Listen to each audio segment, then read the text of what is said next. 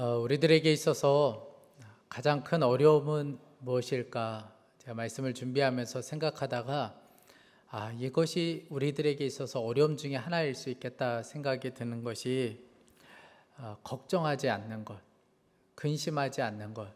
이것이 우리들에게 있어서는 가장 큰 어려움이 아닐까 생각이 듭니다. 내가 걱정하지 않고 살아보리라, 내가 근심하지 않고 살아보리라 생각하지만 조금 지나고 나면 또다시 근심하는 우리를 보게 됩니다. 제자훈련 중에 한 성도님이 내가 앞으로 걱정하지 않고 살아보리라 그렇게 다짐을 하고 한 주간 동안 내가 그렇게 살아보리라 결단하고 살고 그 한 주 있다가 교회 오셔서 하시는 이야기가 걱정하지 않고 사느라 죽는 줄 알았다는 거예요. 여러분, 이것이 우리들의 모습이죠. 이제는 걱정과 근심이 마치 내 인생의 동반자처럼 절대 떨어질 수 없는 것처럼 그렇게 우리가 근심하며 걱정하며 살아가는 것이 사실 우리들의 모습입니다. 다들 이렇게 괜찮은 것 같지만 사람들 속을 들여다보면 모두 다 근심거리를 가지고 살아가고 있습니다. 배우자로 인한 근심, 자녀로 인한 근심, 경제적인 문제로 인한 근심, 건강으로 인한 근심. 그런데 이 근심의 문제는 그 누구도 해결해 줄 수가 없습니다. 하나 근심의 문제가 해결된 것 같으면 또 다른 근심의 문제가 생기고 또다시 생기고 이것이 우리들의 삶이기도 합니다. 이 근심은 언제 사라지냐면 믿음이 분명하게 될 때, 우리의 믿음이 분명할 때 이 근심의 문제에서 자유할 수 있습니다. 예수님이 믿어지고 그리고 확실한 미래에 대한 믿음이 생길 때 우리 안에 이 근심의 문제가 해결될 수 있습니다. 오늘 이 말씀을 통하여 저와 여러분 안에 있는 이 근심이 떠나가고 정말 주님을 분명히 보게 되는 역사가 있기를 간절히 축복합니다. 오늘 1절 말씀에 보면 제자들도 큰 근심 가운데 있다는 것을 알 수가 있습니다. 제자들이 이렇게 근심에 빠질 수밖에 없었던 것은 예수님 때문에 그렇습니다.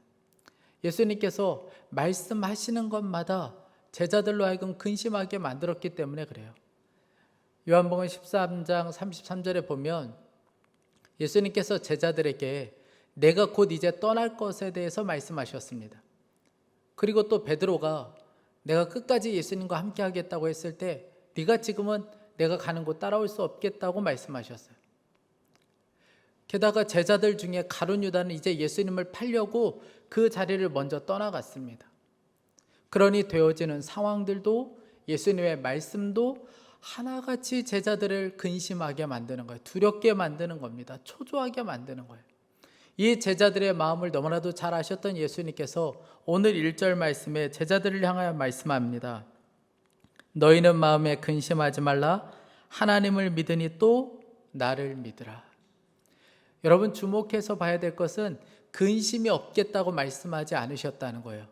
근심하겠으나 근심이 있겠지만 너희들은 나를 믿으라는 거예요. 여러분, 예수님은 잘 알고 계셨습니다. 앞으로 지금 상황보다 더 상황은 나빠질 것에 대해서 예수님은 잘 알고 계셨어요. 곧 있으면 엄청난 일이 벌어질 것이고 예수님은 잡혀가게 될 것이고 십자가에 달려 돌아가시게 될 겁니다. 그때에 너희들 대비해서 아무리 엄청난 일이 벌어진다 할지라도, 무서운 일이 벌어진다 할지라도, 내가 십자가에 달려 죽게 된다 할지라도 너희들 근심하지 말고 나를 믿으라는 거예요. 두려워하지 말고 나만 믿고 나아가라고 예수님께서 말씀하고 있습니다. 여러분, 예수님을 믿는다는 것이 왜 그렇게 중요합니까? 제자들은 그동안 예수님을 따라다니면서 예수님이 하시는 많은 일들을 보았어요. 예수님이 죽은 자를 일으키시고 병든 자를 살려주시고 그리고 거친 풍랑을 잠잠케 하시고 도시락으로 5,000명을 먹이는 여러 가지 일들을 보았습니다. 예수님께서 사람들 안에 있는 이 근심의 문제, 여러 가지 삶에 겪게 되는 많은 문제들을 예수님께서 해결하시는 것을 제자들은 늘 지금까지 보아왔습니다. 그래서 예수님은 제자들에게 깊이 생각하라는 거예요. 그리고 나만 믿으라고 예수님께서 그 제자들에게 말씀해 주셨습니다. 그러면서 한 가지, 오늘 아주 중요한 것을 말씀하시는데 그것은 천국에 대해서 말씀해 주고 있습니다. 여러분, 우리가 근심하게 되는 가장 큰 이유는 앞이 보이지 않기 때문에 그렇습니다. 미래에 대한 불확실성 때문에 그렇습니다. 내가 어떻게 살아야 되는지, 내 삶은 어디로 가는 것인지, 앞에 미래에 대한 두려움 때문에 근심하게 되는 것이죠. 그래서 예수님께서는 근심하며 사는 이 세상이 전부가 아니고 하나님의 나라 천국이 있다. 그리고 그 천국으로 인도하는 자가 바로 나다. 내가 바로 너희를 그곳까지 인도하는 사람이다. 예수님께서는 밝히 보여주고 있습니다. 이제 제자들과 몇 시간만 지나고 나면 예수님은 십자가에 달려 죽으셔야 합니다. 그런데 예수님께서는 내가 죽으러 간다고 말씀하시지 않고 오늘 말씀해 보니까 내가 너희들을 위하여 거처를 예비하러 간다고 말씀하셨습니다. 여러분, 이 거처라는 것은 우리가 지금 살고 있는 이런 집을 말하는 것이 아니죠. 비바람 치면 그냥 무너져 버리는 그런 집을 말하는 것이 아닙니다. 2절 말씀에 보면 예수님께서 뭐라고 말씀하냐면 하나님의 집이라고 표현하셨습니다. 그러니까 예수님께서 말씀하시는 거처라는 것은 하나님의 집을 말하는 것이고 그리고 천국을 말하는 것입니다. 우리가 영원을 보내게 될 그 하나님의 집, 그 천국을 의미하는 것이죠. 예수님께서는 제자들을 위해서도 그렇고 저와 여러분을 위해서도 거처를 예비해 놓고 계십니다. 그러니까 예수님께서 결국 이 땅에 오신 이유는, 예수님께서 이 땅에 오셔서 십자가에 달려 죽으신 이유는 우리의 호흡이 멈추는 그 순간에 우리 모두를 천국으로 인도하기 위해서 예수님께서 이 땅 가운데 오셨습니다. 예수님이 바로 그 길이 되어 주셨어요. 그래서 오늘 아주 유명한 말씀을 하시죠. 6절 말씀입니다. 예수께서 이르시되 내가 곧 길이요 진리요 생명이니 나로 말미암지 않고는 아버지께로 올 자가 없느니라. 예수님께서는 그 아버지의 집에, 그 천국에 이르는 유일한 길이 나라고 말씀하셨습니다. 예수님이라고 말씀하셨어요. 여러분, 이 말씀 때문에 기독교가 지금까지도 욕을 먹고 있어요. 이 말씀 때문에 많은 비난을 받고 있습니다. 기독교는 너무 독선적이다. 어떻게 저런 종교가 다 있냐? 종교가 좀 열려 있어야지. 오직 예수 그리스도로만 구원받고 오직 예수님이 진리고 생명이시다. 이건 너무 독선적이라고 사람들이 지금까지도 욕을 합니다. 여러분, 왜 그런 걸까요? 자기가 어떠한 존재인지를 모르기 때문에 그렇습니다. 여러분, 사람은 죄로 인하여 하나님과 교제하는 것을 잃어버리고 말았습니다.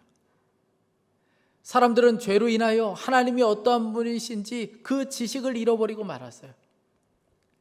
사람은 죄로 인하여 그 생명이 없어졌습니다. 그래서 살아있지만 영적으로 죽은 자처럼 살아가고 있습니다. 그래서 예수님께서 이 땅 가운데 오신 거예요. 하나님께 나아가는 길을 잃어버린 사람들에게 그 길을 만들어 주시기 위하여 예수님께서 길이 되어 주셨습니다. 하나님이 어떠한 분인지 전혀 알지 못하는 사람들에게 하나님을 알도록 그 지혜와 지식이 되어 주셨습니다. 진리가 되어 주셨어요. 뿐만 아니라 영적으로 죽은 자처럼 살아가는 사람들에게 생명이 되어 주셨습니다. 그래서 예수님께서 이 땅 가운데 오셨고 모든 사람들이 이제는 아버지께 갈 수 있는, 아버지 집으로 갈 수 있는 그 길을 활짝 열어놓으셨습니다. 그 길을 열어놓으시기 위하여 예수님께서 이 땅 가운데 오셨어요. 뿐만 아니라 그저 죽으면 천국 가는 그 정도가 아니고 그 예수님이 길이심을 믿고 그 예수님을 따라가는 사람들은 지금 이 땅 가운데 비록 근심으로 가득한 이 땅을 우리가 살아가지만 이곳에서 천국을 맛보고 천국의 기쁨을 경험하도록 그 길까지 완전히 다 열어놓으셨습니다. 그래서 그 예수님을 믿는 사람들, 그 예수님을 따라가는 사람들은 지금 이 땅 가운데 그 기쁨을 맛보며 살아가게 되는 거예요. 제가 전에 교회에 있을 때에 김대영 권사님이 계셨는데 이분이 지금은 돌아가셨습니다. 그런데 이 김대영 권사님이 처음 태어날 때부터, 어릴 적부터 부모님의 이혼으로 정말 힘든 삶을 사셨어요.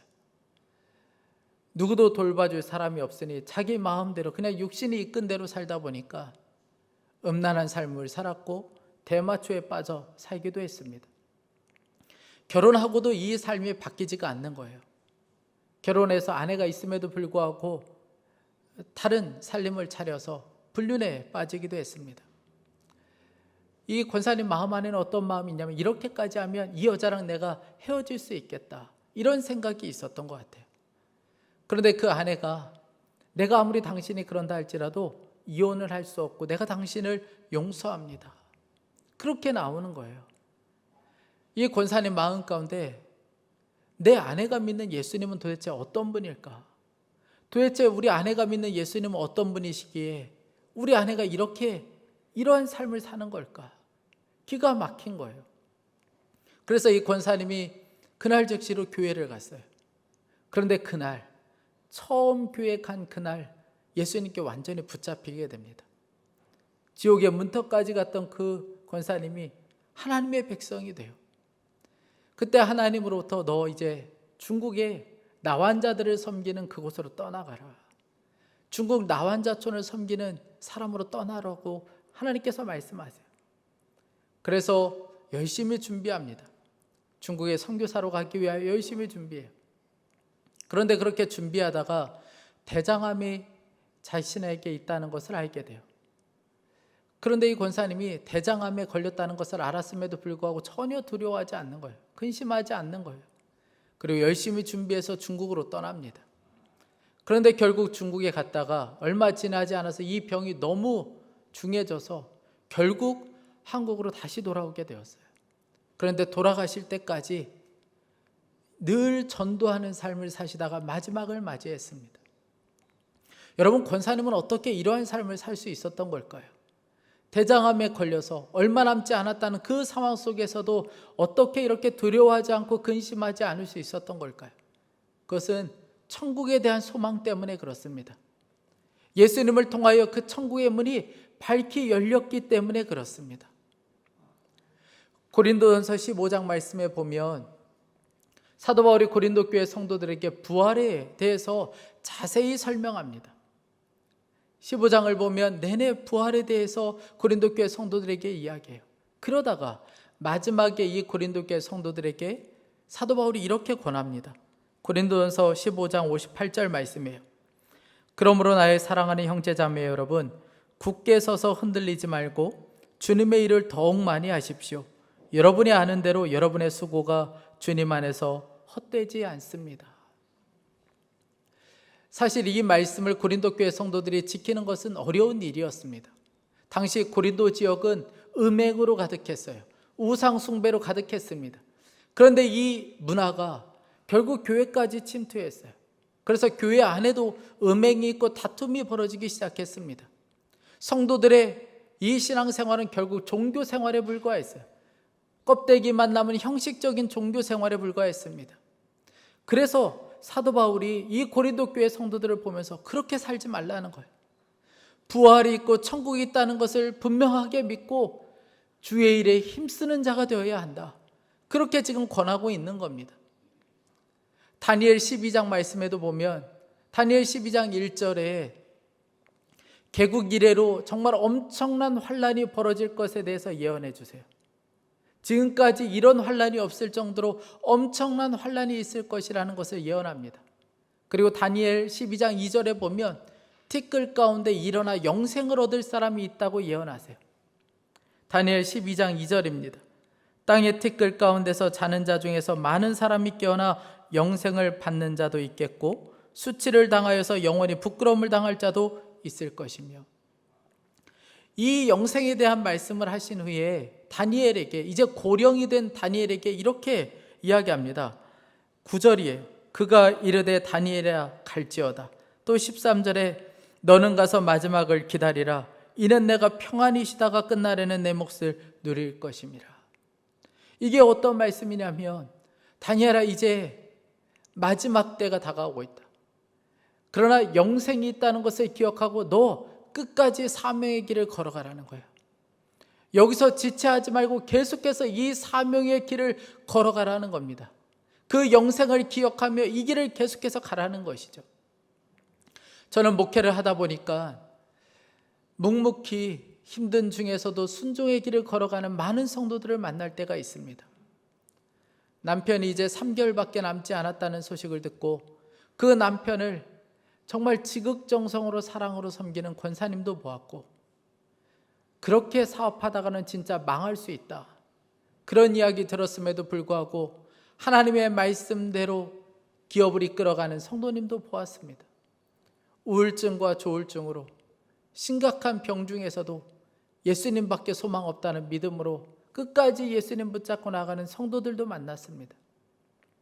여러분, 그렇게 흔들리지 않고 그 길을 갈 수 있는 것은 믿어지기 때문에 그렇습니다. 예수님이 믿어지고 천국에 대한 눈이 환히 열렸기 때문에 그렇습니다. 여러분, 믿어지면, 여기가 끝이 아니고 천국이 있다는 것이 진짜 믿어지면 오늘도 우리가 사명의 길을 갈 수 있습니다. 흔들리지 않고 이 길을 갈 수 있게 돼요. 아마 여러분들 중에 보네포 목사님에 대한 이야기를 많이 들어보셨을 겁니다.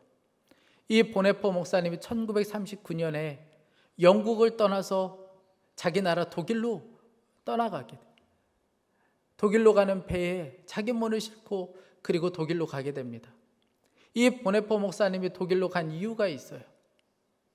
당시에 히틀러 정권으로 인하여 나라가 정말 엉망이 되어가고 있었어요. 대학살이 벌어지고 있었습니다. 그런데 그때 독일 교회는 아무 말도 하지 못하고 있었어요. 그것이 잘못되었다고 말하는 교회가 없었습니다. 그저 히틀러 만세라고 교회가 외치고 있었어요. 그때 이 보네포가 보기에는 기가 막힌 거예요. 그래서 본인이 이 독일 교회를 깨워야겠다는 심정으로 독일로 가게 된 겁니다. 여러분, 이 보네포 목사님이 혼자 독일로 간다는 것은 죽는 길이에요. 그가 혼자 가서 무슨 일을 할 수 있겠습니까? 그런데 그 죽는 길로 가면서 이 보네포 목사님이 일기장에 이렇게 기록했어요. 나의 장래에 대하여 그동안 파도처럼 일던 몹시도 불안해하던 마음이 이제 잔잔해졌다. 이는 내가 갈 길을 확실히 알게 되었기 때문이다. 이후에 또한 이렇게 고백합니다. 나는 내가 독일에 돌아갈 것을 조금도 후회하지 않고 힘차게 일하고 있다. 그리고 내가 여기서 해야 할 일이 무엇인가를 분명히 알고 있다. 결국 그는 39살에 교수대에서 인생의 마지막을 맞이해야만 했습니다. 여러분, 주님이 함께 하시는 것이 진짜 믿어지고 그리고 천국에 대한 눈이 열리고 나면 오늘도 우리가 사명의 길을 걸어갈 수 있어요. 오늘도 힘들고 어렵지만 우리가 믿음으로 사는 이 길을 걸어갈 수 있습니다. 사람들이 세상 사는 것이 만만치 않다고 이야기합니다. 정말 그렇죠. 아마 지금 우리의 심정을 찬송가로 표현한다면 아마 찬송가 486장일 겁니다. 세상에 근심된 일이 많고 죽을 일 쌓였구나. 아마 이 찬양의 가사가 우리들의 가사인 것처럼 여겨지는 분들도 있으실 겁니다. 여러분, 만만치 않으시죠?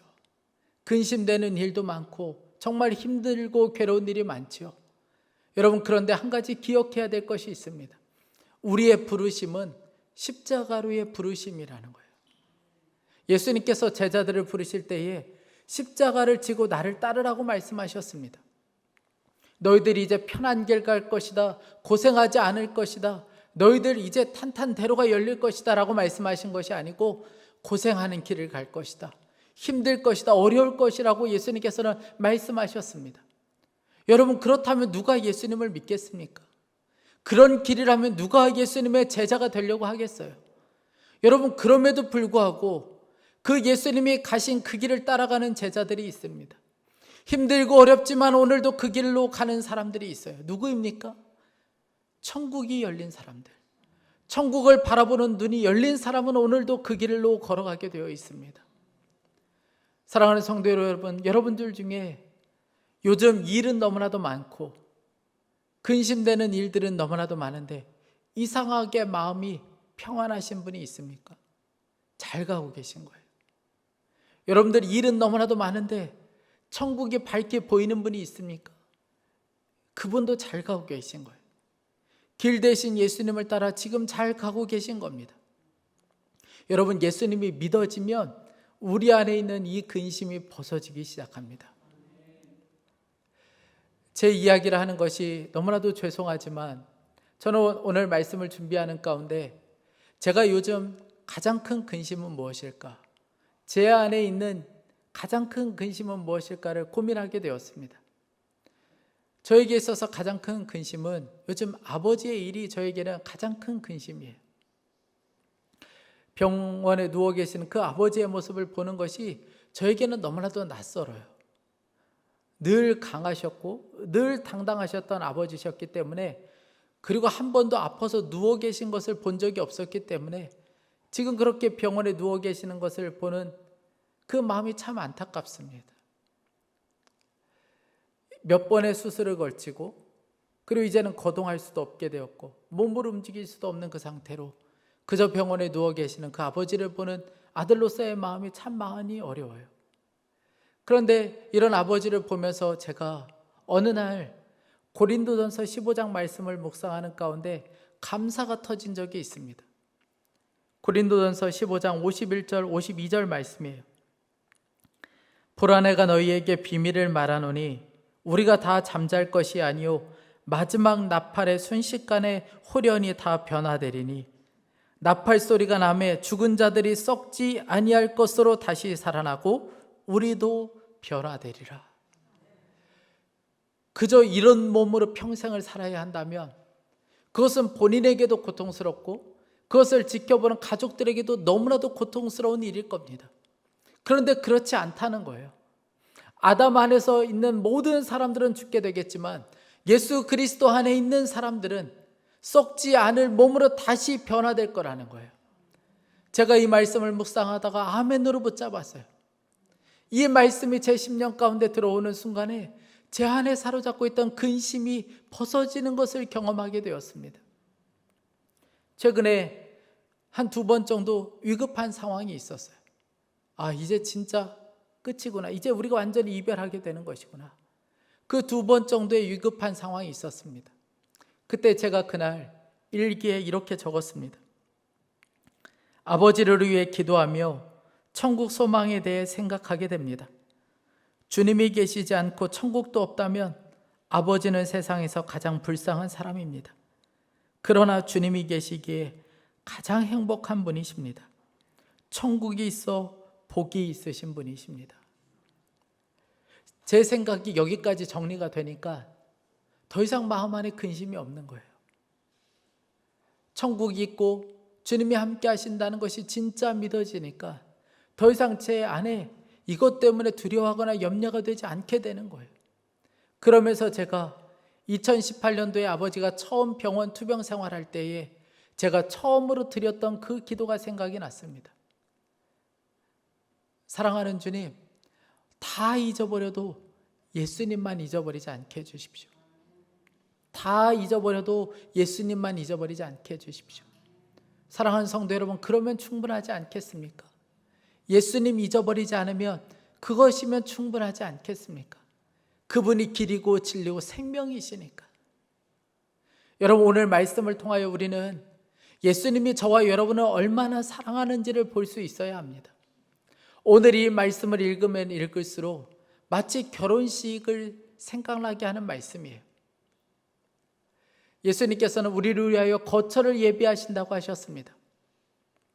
마치 신랑이 신부를 맞이하기 위하여 집을 마련하는 것처럼 예수님께서는 우리를 위하여 거처를 예비하면 다시 와서 우리를 데리고 예수님 계신 곳으로 우리를 이끌어 주시겠다고 하셨습니다.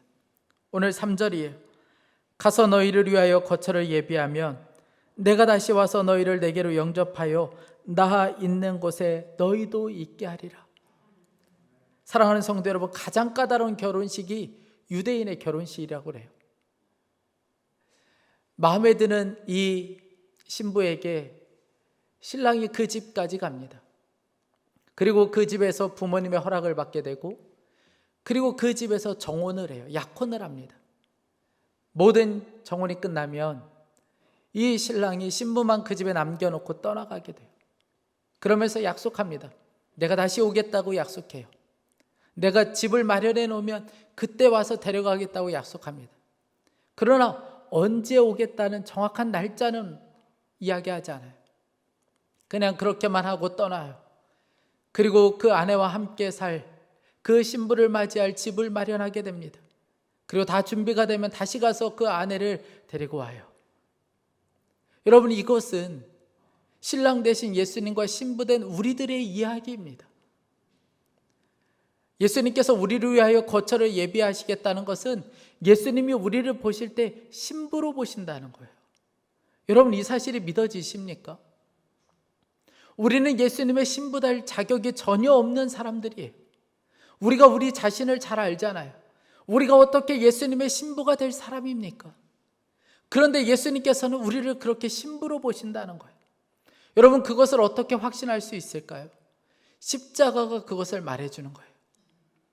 예수님께서는 저와 여러분을 너무나도 사랑스럽게 보셔서 십자가에서 우리를 대신하여 죽으시고 우리를 거룩한 신부로 맞이하셨습니다. 그리고 우리를 위하여 거처를 예비해 놓으신다고 하셨어요. 그리고 그 거처로 우리를 이끄시겠다고 약속해 주셨습니다. 여러분, 그러면 그 예수님 한 분이면 우리에게 충분하지 않겠습니까? 그러면 근심할 일이 뭐가 더 있겠어요? 다만 우리가 할 일은 그 예수님을 놓치지 않는 거예요. 그 길이 되신 예수님을 놓치지 않는 겁니다. 엊그저께 제가 참 존경하는 분이 저에게 문자를 하나 보내주셨어요. 코로나 시국에 목회하는 것도 뭐 만만치 않아 보이고 또 여러 가지 가정의 상황도 쉽지 않아 보여서 안타까우셨는지 저에게 문자를 보내셨습니다. 문자에 이렇게 보내셨어요. 목사님, 혼자 감당하기 얼마나 힘들어요. 별다른 방법이 없어요. 그냥 꾸역꾸역 그냥 매일매일 감당하는 길밖에 없습니다. 여러분, 이게 위로입니까? 제가 아무리 봐도 이건 위로가 아닌 것 같아요. 그런데 여러분, 저도 여러분에게 꼭 말씀드리고 싶습니다. 근심할 일 많으시죠? 지난주도 여러분 얼마나 근심 가운데 사셨습니까? 그런데 여러분, 다른 길 없어요. 그냥 이 길밖에 없습니다. 우리와 함께 하시는 주님 붙잡고 꾸역꾸역 매일 이 길을 그냥 걸어가는 거예요. 여러분, 그러다 보면 어느 순간에 주님 앞에 서 있는 우리 자신을 발견하게 될 겁니다. 어느 순간에 보면 아버지 집에 도착해 있는 우리 자신을 발견하게 될 겁니다. 요한계시록 14장 1절을 보면 어린 양 되신 예수 그리스도와 함께 구원받은 성도를 상징하는 14만 4천 명이 시온산에 서게 될 거라고 말씀하셨어요. 그런데 그 예수님, 어린 양 되신 예수님과 함께 서게 될 사람이 어떤 사람인가를 성경은 이렇게 설명합니다. 요한계시록 14장 4절에 이 사람들은 여자와 더불어 더럽히지 아니하고 순결한 자라, 어린 양이 어디로 인도하든지 따라가는 자며 사람 가운데서 속량함을 받아 처음 익은 열매로 하나님과 어린 양에게 속한 자들이니. 어떤 사람이 예수 그리스도와 함께 서 있다고 했습니까? 어린 양 대신 예수 그리스도가 어디로 이끄든지 그 길을 따라갔던 사람들, 예수님이 나의 길이라고 믿고 끝까지 그 예수님을 꾸역꾸역 따라갔던 사람들, 그 사람이 마지막에 주님 앞에 서게 될 거라는 거예요. 주님과 함께 시온산에 서게 될 거라고 말씀해 주고 있습니다. 사랑하는 성도 여러분, 근심하지 말고 오늘도 그 예수님을 바라볼 수 있기 원합니다. 그 예수님께서 저와 여러분을 향하여 천국을 밝히 열어놓으셨습니다. 근심이 없을 수는 없지만 근심하는 이 세상이 우리에게 전부가 아니에요. 예수님께서 우리를 너무나도 사랑하셔서 신부로 맞이하시고 우리를 위하여 거처를 예비해 놓고 있습니다. 그리고 지금도 그 주님은 그 길로 우리와 함께 걷고 있습니다. 오늘도 그 주님과 함께 걸어가는 저와 여러분이 될 수 있기를 간절히 축복합니다. 함께 기도하겠습니다.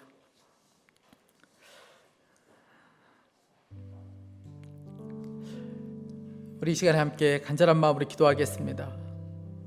여러분들은 요즘 어떤 근심을 하고 있습니까? 죽을 것 같은 근심 가운데 있는 분들이 있습니까? 오늘 길과 진리와 생명 되신 그 주님이 말씀하십니다. 근심하지 말라, 나를 믿으라. 오늘 이 시간에 우리가 함께 기도할 때에 우리를 신부 삼으신 예수님으로 인하여 우리가 근심에서 자유케 되게 하여 주옵소서. 예수님이 믿어지고 천국이 밝히 보이는 역사가 있게 하여 주옵소서. 우리의 눈이 열릴 수 있게 하여 주옵소서. 우리 간절한 마음으로 함께 합심하여 기도하겠습니다. 하나님 아버지, 주님, 오늘 우리에게 눈을 열어주시기 원합니다.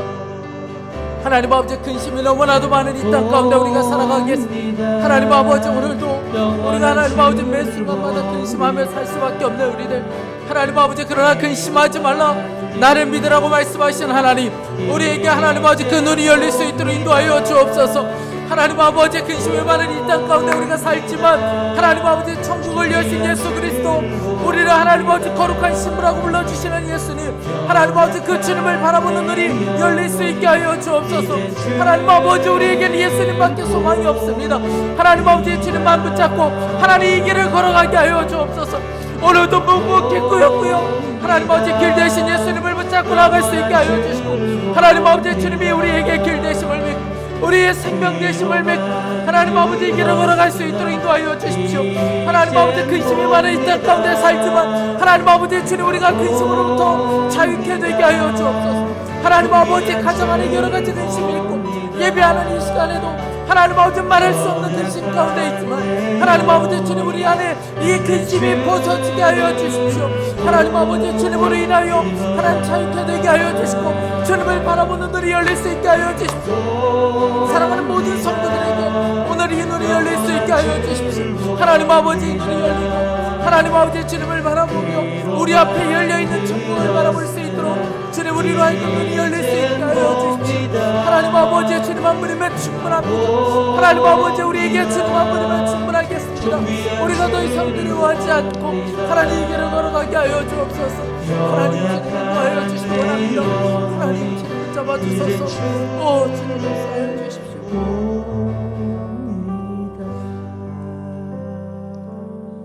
근심 중에 있는 제자들을 향해 나를 믿으라고 하신 주님, 주님만이 우리를 근심에서 자유케 하실 수 있습니다.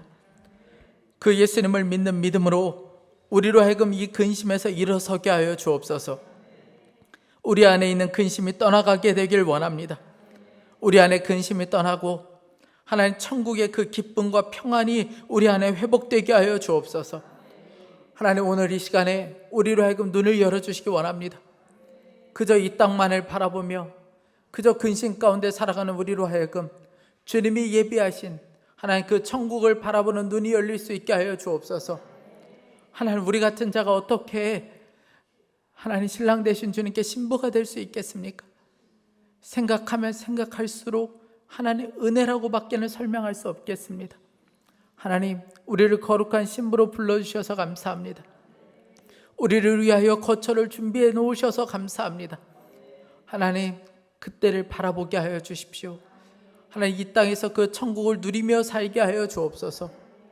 오늘도 하나님 아버지, 우리 안에 너무나도 많은 근심들이 있지만 그러나 하나님, 오늘도 꾸역꾸역 그저 하나님 아버지 우리의 생명 되신 주님, 길과 진리가 되시는 오직 예수 그리스도와 함께 이 길을 매일매일 걸어갈 수 있게 하여 주옵소서.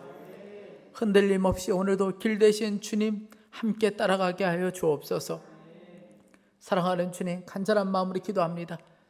질병으로 인하여, 가정의 여러 가지 묶임으로 인하여, 관계의 문제로, 또 경제적인 문제로 근심 가운데 있는 사랑하는 성도들이 있습니다. 하나님, 오늘 그 10년 가운데 더 크게 말씀하여 주십시오. 근심하지 말라, 나를 믿으라. 주님께서 더 크게 말씀하여 주시고 오늘 자유케 되는 역사가 있게 하여 주옵소서. 이 나라를 주의 보혈로 덮어주시고 세계 열방에 나가 선교하는 선교사님들 오늘도 두려워하지 않고 길과 진리와 생명 되신 예수 그리스도를 선포할 때 그곳에 천국이 열리는 역사가 있게 하여 주옵소서. 오늘도 예배하며 귀한 예물을 봉헌하여 드립니다. 주님, 구별하여 드린 이 예물 주님께서 기쁨으로 받으시고 드릴 것이 없어 마음밖에 드릴 수 없는 성도들, 그 마음을 주님께서 받아주십시오.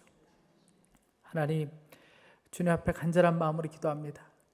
우리 자녀들, 하나님 아버지 군에 가 있는 자녀들, 취업을 준비하는 자녀들, 하나님 시험을 앞두고 있는 자녀들, 주님께서 두려워하지 않고 근심하지 않고 오직 예수 그리스도를 믿게 하여 주옵소서.